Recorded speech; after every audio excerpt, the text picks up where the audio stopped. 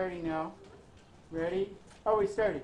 So these are called the inverse functions, and inverse functions are functions that rhyme because they're inverse. No. Okay. No. I'm just, that's an English major joke. But an inverse function, those are undoing. So an inverse function is like the undoing function. Undoing function. What if you have? You're gonna have to write down everything that I do. But so what an inverse function does, if I have like a function, here's f of x, and then I have another function, and I'm gonna call this, and the way they abbreviate inverse function is f inverse of x. Okay, and there's a little minus sign. That doesn't mean f to the negative 1. It means the inverse function of x. If I take some number x and I plug it into here, okay, I get out some answer. Let's say I get out y. If I take y and I plug it into the inverse, I get out x. That's all an inverse function does. It undoes what the original function did. So for example, if I were to take 3 into some function, I don't know what that function is, and I get out 7. If I take 7 and plug it in there, I would get out what? 3. Okay, so that's basically what an inverse function does. It undoes what the original function does. Okay, with inverse functions, they get kind of tricky as far as domains and stuff like that. So so if I have one function, f of x is equal to x plus 2, then f inverse of x, what would undo what x plus 2 does?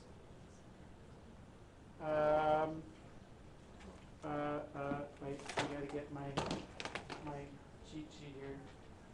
Yes.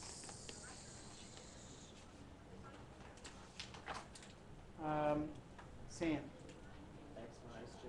Yeah, so the inverse function of that would be x minus 2, right? If I were to take, and check to make sure it works. Say I were to take 10, plug it in there, I get out 12, right? 12, I wrote 11. And if you take 12 and you plug it in there, then you get out 10, right? So that's an example of an inverse function. Sometimes they'll call one f of x and they'll call the other g of x. Sometimes they'll call one f of x and the other f inverse of x. Okay? They get, so f and g. So there's a general rule about inverses. Okay?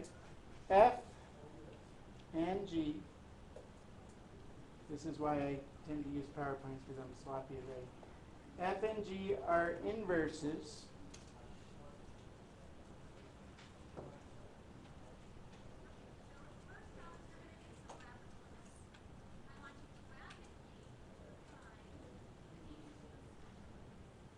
if f of g of x and g of f of x is equals x.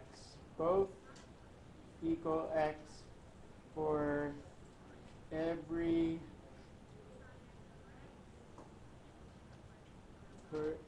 value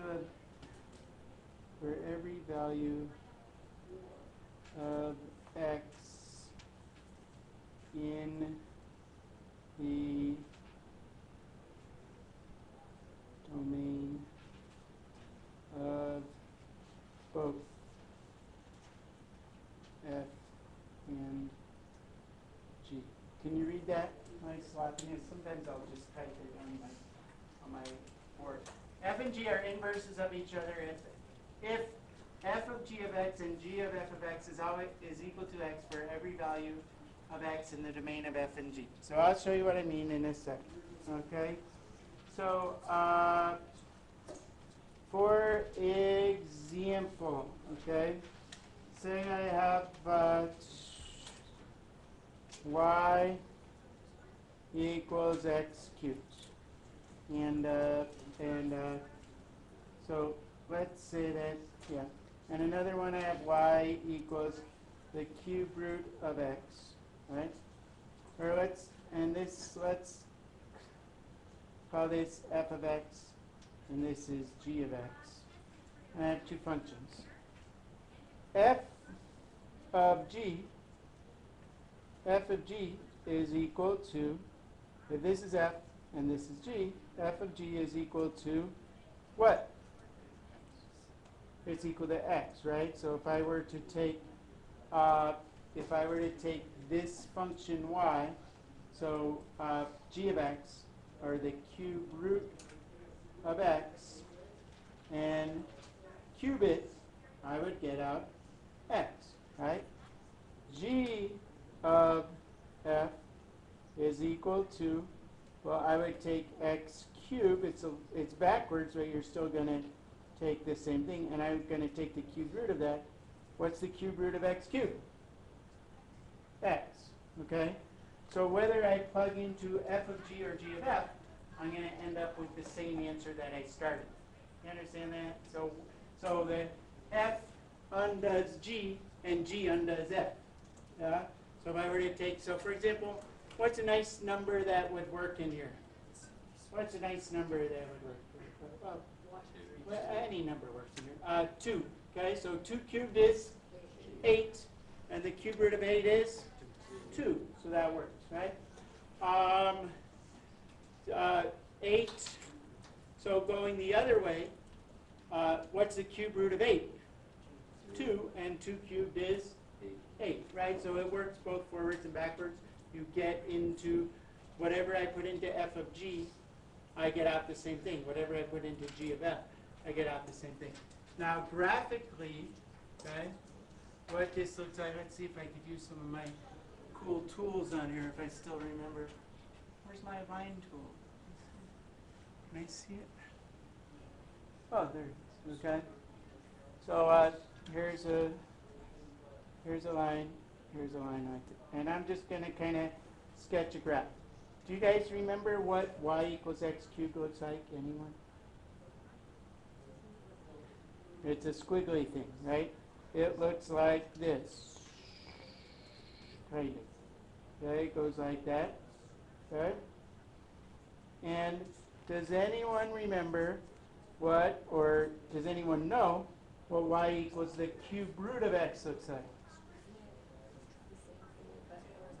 It's kind of the same thing, except it goes, let's see if I could, it goes kind of like this way, and then it kind of goes this way, okay? So let's call this f, and this is g, okay? And this is g, and this is, let's change this is f. Does anyone notice something graphically about these two functions? What do you think there, Connor? They're symmetrical over x equals y. Very good. Did you guys know that? Did you learn that? Yeah. Very good. So if I were to draw the line in here, let's make it dotted. I'll make it dotted. I'll make it a different color, green. This line right here, can you see that? Kind of? That line right there has the equation, this is the line y equals x. So a function in its inverse, the reflections over the line y equals x. Okay, so function, and this is the line y equals x. And the other thing that's interesting, if the point 8, 2 is on this graph, what point would have to be on this graph? 2, 8 would be on this. 2, 8 would, not negative 2, positive 2, 8 would be on this graph. And it works backwards too, okay? If the point, No, that's not a good point. So over here, if I have the point -2, comma, -8, and the point -8, comma, -2 would be on that graph. So the points on inverses, they flip, right? You can flip around the x and the y, which kind of makes sense because this is a line y equals x. So the reflections over that line. Questions? Got that? Seen that? Maybe? Yes. All right. So inverses are reflections over the line. They switch places. Sure. Now, how do you find an inverse? It's hot in here. Is it hot in here? No? I get hot. Maybe it's just because I talk too much. I know what the temperature is. Oh, it's not hot. Okay.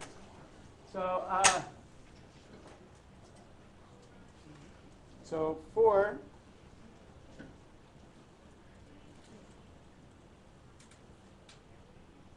x squared, and not x cubed, and then x cubed.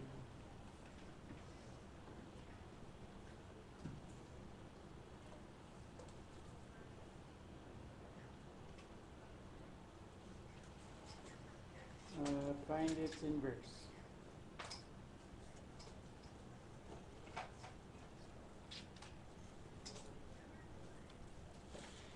Inverse. Do you guys know what y? I bet you know what y equals x squared plus 3 looks like. What does y equals x squared plus 3 look like? A parabola, right? So y equals x squared plus 3 looks like a parabola with a y-intercept at 3, so it looks something like this, okay? And then we're going to try to find its inverse. So algebraically, the way you find an inverse is you substitute in y for x. So this is like saying y equals x squared plus 3. And now you switch the x and y. So I'm going to rewrite this to find the inverse as x equals y squared plus 3. And then I solve for y. Okay, so this is, first you do this, then you do this. If I solve for y in this case, first I subtract 3, so I'm going to move the y squared over here. Y squared equals x minus 3. So y is equal to what? You got to be a little bit careful here, because there's a plus or a minus square root of x minus 3. Right? Because when you take the square root of something, there's a plus half and a minus sign. And what this looks like a function that starts where this is the point. If I know that 0, 3 is on this graph, what point is going to be on this graph? 3, 0, right? So here's a point 3, 0, and this is the top half, and this is the bottom. Okay? Is this a function? I'm getting there. Is this a function? Yes. Is this a function? No. No. Okay? So you got to be careful when you have, so this is not, it's called 1 to 1. Do you guys remember the horizontal line test? Horizontal line test is if I take a line and I put it through the function, if it passes, excuse me, this is not the horizontal line test, the vertical line test, okay?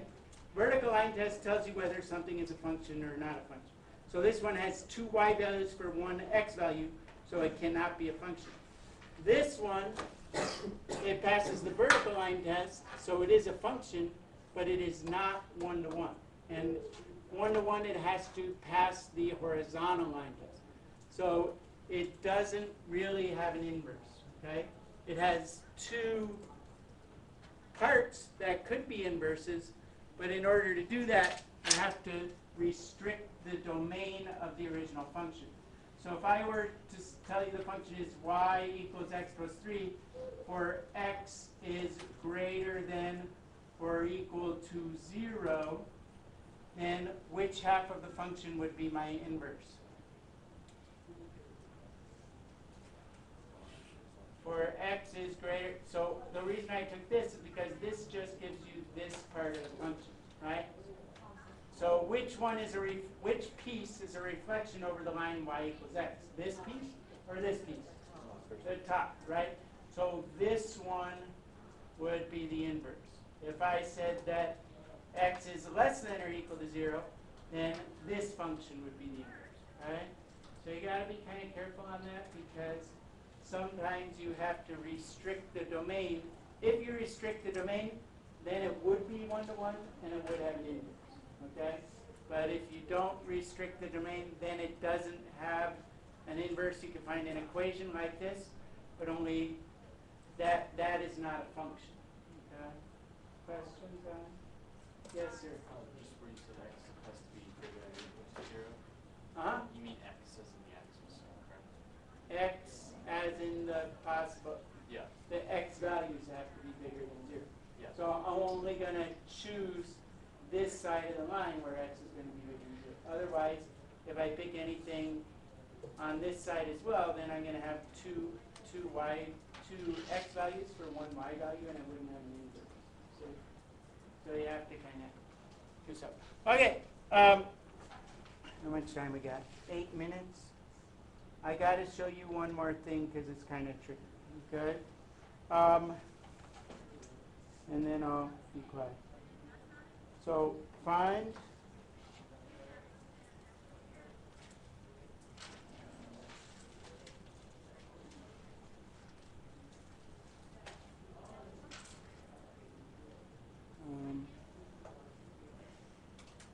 and this is going to be on your quiz, so you better know how to do it. X minus 4 over x plus 2. Okay? And state the domain of the original and the inverse. Because there's some tricky algebra that has to kind of happen here. So what's the first step that I do when I'm trying to find an inverse? Turn g of x. Yeah, we'll rewrite this first as y equals x minus 4 over x plus 2. But then what am I going to do? I haven't switched anything yet. So change the x's into y's, change the y's into x's. Okay, so I'm going to change this into an x, and I'm going to change this into a y. Y minus 4 over y plus 2. Okay? How do I solve something? I got to get y by itself. Okay? So this is a tricky thing because who can tell me what to do? Go ahead there, Hina. I would multiply both sides by y plus 2, right? Multiply both sides by y plus 2. Okay, and this goes away if y is not equal to 2. You have to put that in there. But anyway, now what I do, I distribute this through. So I get x, y plus 2x equals y minus 4. And you say, I don't know how to do that because I got two y's. I can't add y to both sides, so that's going to help me. Okay, so there's a trick here. What you have to do is get all the y's on one side. So I'm going to, and anything else on the other side. So I'm going to bring this y over onto this side. And I'm going to bring this 2x over onto this side. Do you follow what I'm doing here? Okay? Watch the algebra. So I have minus y plus x. I'm going to flip that around. I'm going to have xy minus y. This is going to go away equals negative 4 minus 2x. Anyone know what I could do next? Go ahead there, Ella.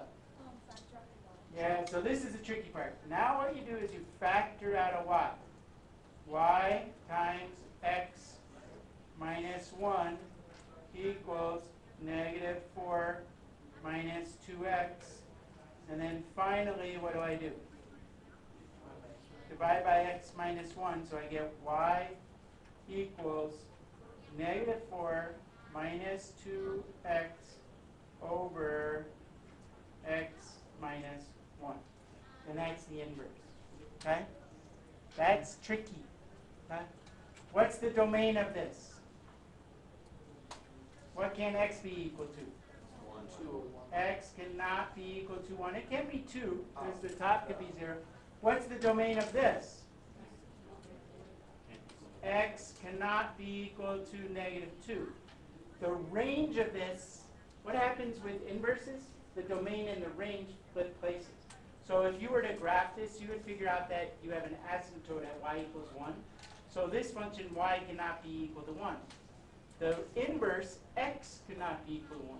See that? I'm not going to talk about the ranges yet, but what happens is that the domain and the range switch places. So the domain of this function is actually the range of this function, and the domain of this function is actually the range of that function. Okay, so the domain and range also switch places, the possible x values and the possible y. So that's really, these are like the hardest problems because there's a lot of algebraic steps. So I think you have a couple in your homework to try to do like that. Okay? We good? Okay, I'm going to stop recording. This is Mr. Leader. So, only 22 minutes today. That's better. And your homework is on my website.